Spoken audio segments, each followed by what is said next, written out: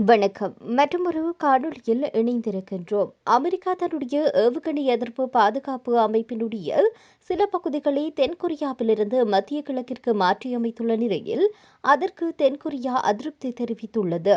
America Iran இடையிலான மோதல் தீவிரமடைந்துள்ள நிலையில் அமெரிக்கா தன்னுடைய ஏவுகணை எதிர்ப்பு பாதுகாப்பு அமைப்பின் சில பகுதிகளையும் பிற ராணுவ உபகரணங்களையும் தென்கொரியாவிலிருந்து மத்திய கிழக்கிற்கு மாற்றியுள்ளது. வடகொரியாவின் அணு ஆயுத அச்சுறுத்தலுக்கு எதிராக பாதுகாப்பு ஏற்பாடுகளின் ஒரு பகுதியாக தென்கொரியாவில் சுமார் 28,500 அமெரிக்க படையினர் மற்றும் பல்வேறு வான்வெளி பாதுகாப்பு அமைப்புகள் நிலைநிறுத்தப்பட்டுள்ளது. கிட்டத்தட்ட 10 ஆண்டுகளுக்கு முன்பு தென்கொரிய கிராமத்தில் தாட் ஏவுகணை எதிர்ப்பு அமைப்பு நிறுவப்பட்டிருந்தது. அப்போது அந்த கிராமம் வடகொரியாவின் ஏவுகணை தாக்குதலுக்கு எதிரான முக்கிய பாதுகாப்பு மையமாக மாற்றப்பட்டது. இவ்வமைப்பு தென்கொரியாவை பாதுகாப்பதற்காக நிறுவப்பட்டிருந்தாலும் அதன் ரேடார் அமைப்பு சீனா மற்றும் ரஷ்யாவின் பாதுகாப்பை பாதிக்கக்கூடும் என அவர்கள் குற்றம் சாட்டி வருகின்றனர். இந்த நிலையில் தற்போது அமெரிக்கா இந்த பாதுகாப்பு அமைப்பின் சில பகுதிகளை மாற்றியமைத்திருப்பதனால் அமெரிக்க ஜனாதிபதி டொனால்ட் ட்ரம்ப் தென்கொரியாவின் பாதுகாப்பு குறித்து அளித்த உறுதிப்பாடுகள் குறித்தும் சந்தேகங்கள் எழுந்துள்ளதாக அந்த நாட்டு தகவல்கள் தெரிவித்து நிற்கின்றது. இதற்கு எதிர்ப்பு தெரிவித்த தென்கொரிய ஜனாதிபதி அமெரிக்க ஆயுதங்களை இவ்வாறு திரும்பப் பெறுவது குறித்து கவலை தெரிவித்துள்ளதாக தகவல் வெளியாகியுள்ளது. இந்த மாற்றம் நாட்டின் பாதுகாப்பு திறனை குறைக்கும் அபாயம் உள்ளதாக தென்கொரிய செய்தித்தாள் ஒன்று எச்சரிக்கை விடுத்துள்ளது. மேலும் மாற்றியமைக்கப்பட்ட இந்த பாதுகாப்பு அமைப்புகள் தங்களது பணியை நிறைவு செய்ததும் விரைவாக மீண்டும் தென்கொரியாவிற்கு திருப்பி அனுப்பப்படுவதை அரசு உறுதி செய்ய வேண்டும். அதே சமயம் வடகொரியாவை எதிர்கொள்ள நாட்டின் சொந்த பாதுகாப்பு திறன்களையும் விரைவாக வலுப்படுத்த வேண்டும் என அந்த செய்தித்தாள் சுட்டிக்காட்டியுள்ளது.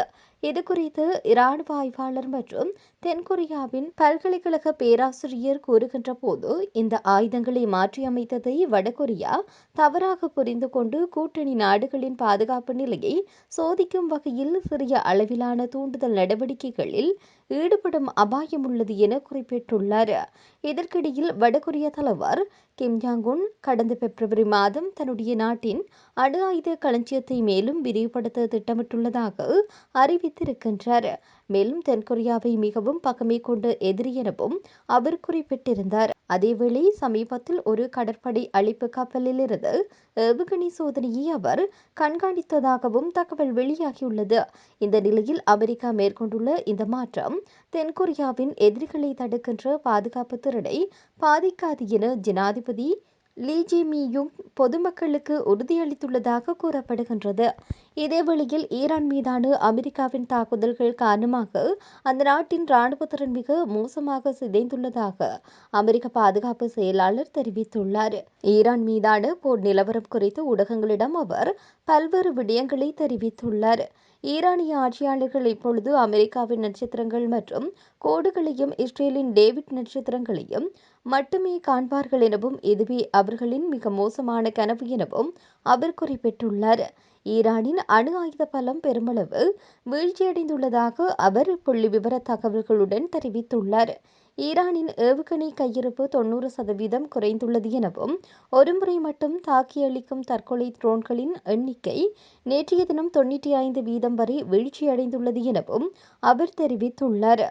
ஈரானால் இனி புதிய ஆயுதங்களை உற்பத்தி செய்யும் திறன் இல்லை என அவர் திட்டவட்டமாக கூறினார். ஈரானின் இராணுவ தொழிற்சாலைகள், பாதுகாப்பு புத்தாக்க மையங்கள் மற்றும் உற்பத்தி நிலையங்கள் அனைத்தும் தோற்கடிக்கப்பட்டு விட்டதாகவும் அவர் குறிப்பிட்டார். ஈரானின் தலைவர்கள் தற்போது தங்களை தற்காத்துக் கொள்ள நிலத்தடியில் பதுங்கியிருக்கின்றார்கள். எலிகள் செய்வதைப் போலவே இவர்கள் பயந்து நடுங்கிக் கொண்டிருக்கின்றார்கள் என அவர் காரசாரமாக தெரிவித்துள்ளார்.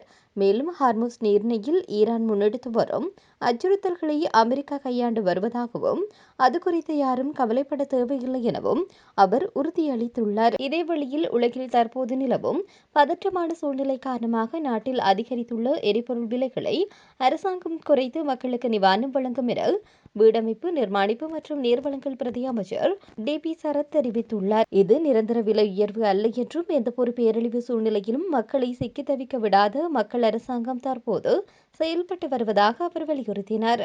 எரிபொருள் வரிசைகள் குறித்து தேவையற்ற அச்சத்தை உருவாக்கி மக்கள் பீதியடைய வேண்டாம் என்றும் இந்த கடினமான சூழ்நிலையை அரசாங்கத்துடன் மிகவும் புத்திசாலித்தனமாகவும் கூட்டாகவும் எதிர்கொள்ள வேண்டும் எனவும் அவர் கூறினார். உலக அரசியல் சூழ்நிலையை பொறுத்து சில பொருட்களுடைய விலைகள் அதிகரிக்கக்கூடும் என்றாலும் அரசாங்கம் எப்போதும் மக்களுடன் நின்று நிவாரணம் வழங்க தயாராக உள்ளது என்று அவர் தெரிவித்தார். வலுவான தேசிய பொருளாதாரத்தை கட்டியெழுப்புவதன் மூலம் மட்டுமே இதுபோன்ற உலகளாவிய பேரழிவுகளை வெற்றிகரமாக எதிர்கொள்ள முடியும். நாட்டில் வெளிநாட்டு இறப்பு மற்றும் கருவூலம் ஏற்கனவே வளமாகி வருகிறது. அரசாங்கம் பொருளாதார ரீதியாக வலுவடைந்துள்ளது என குறிப்பிட்டுள்ளார். இதேவேளையில் பயங்கரவாத தடை சட்டத்தின் கீழ் கைது செய்யப்பட்டு தடுப்பு காவலில் வைக்கப்பட்டுள்ள அரசு புலனாய்வு சேவையினுடைய முன்னாள் பணிப்பாளர் மேஜர் ஜெனரல் சுரேஷ் சாலிவை சிறைக்கு வைத்து கொலை செய்ய அரசு முயற்சிக்கின்றது என்று தேசிய சுதந்திர முன்னணியினுடைய தலைவரும் முன்னாள் அமைச்சருமான விமல் வீரவன்ச குற்றம் சுமத்தினார். இது தொடர்பில் ஊடகங்களிடம் அவர் தெரிவிக்கின்ற போது அரசியல் பழிவாங்கல்களுக்காகவே அரசு புலனாய்வு சேவையில் முன்னாள் பணிப்பாளர் சுரேஷ் சாலி கைது செய்யப்பட்டுள்ளார் என்றும் சுத்தமில்லாத ஒரு சிறையில் அவர் அடைத்து வைக்கப்பட்டுள்ளார் எனவும் பயங்கரவாத தடை சட்டத்தின் கீழ் கைது செய்யப்பட்ட அவர் நீதிமன்றத்திற்கு இதுவரை முழுமையான அறிக்கை சமர்ப்பிக்கப்படவில்லை எனவும் தெரிவித்தார். கொழும்பு குற்றப்புலனாய்வு திணைக்களத்தில் எலிகள் ஓடித்திரியும் ஓர் அசுத்தமான சிறையிலேயே அவர் தடுத்து வைக்கப்பட்டுள்ளார். சுகாதார வசதியற்ற மலசில கூடத்திற்கு அருகில் அவர் வைக்கப்பட்டுள்ளதனால் அவர் கடுமையான நோய் தொற்றுக்கு உள்ளாகும் அபாயம் ஏற்பட்டுள்ளது. இவ்வாறான சூழலில் அவரை வைத்திருப்பதன் மூலம் சிறைக்குள்ளேயே அவரை படுகொலை செய்ய அரசு முயற்சிக்கின்றது. அரசின் இந்த முறையற்ற செயல்பாட்டிற்கு இடமளிக்க முடியாது. சுரேஷ் சாலிவின் பாதுகாப்பை உறுதிப்படுத்த வலியுறுத்தி கொழும்பு குற்றப்புலனாய்வு திணைக்களத்திற்கு முன்பாக பாரிய சத்தியாகிரக போராட்டத்தை முன்னெடுக்க தயாராக உள்ளோம். நாட்டின் மக்கள் அனைவரும் இந்த நீதிக்கான போராட்டத்தில் கலந்து கொள்ள வேண்டும் என்று அவர் தெரிவித்துள்ளார்.